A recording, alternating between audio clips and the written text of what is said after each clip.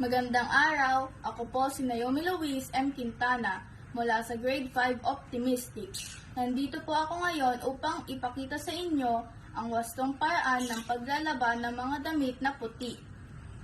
Pagsamasamahin ang mga damit ayon sa uri nito.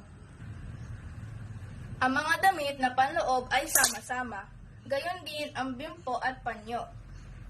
Magkakasama naman ang sando at t-shirt. Ang mga polo, blusa at bestida, isang pangkat din. Isang pangkat naman ang mga pantalon.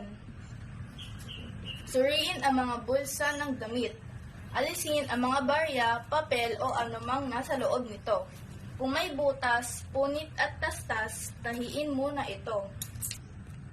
Pasain ang mga damit ayon sa pagkakapangkat-pangkat. Banlawan ang mga ito bago sabunin.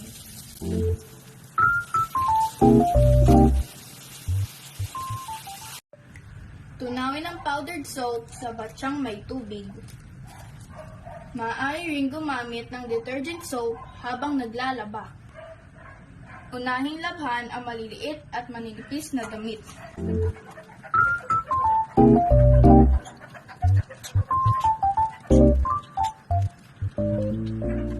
Isunod na labhan ang makakapal na damit. Kusuting mabuti ang mga bahagi marumi tulad ng kwelyo, manggas, at laylayan.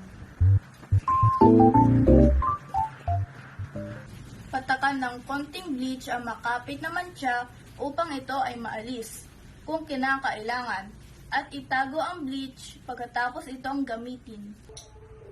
Ikula sa init ng araw ang mga damit na sinabon upang mamatay ang mga mikrobyong nakakapit dito.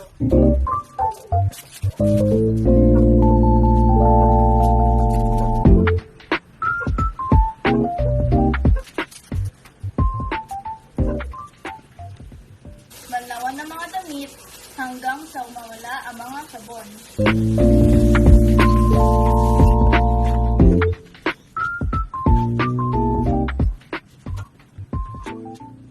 Palipitan ang mga damit upang mapiga ang tubig.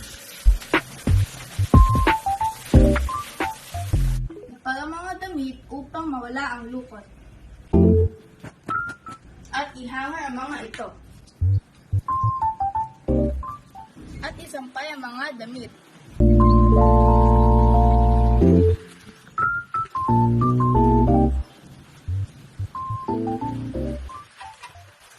Salamat sa inyong pananaw.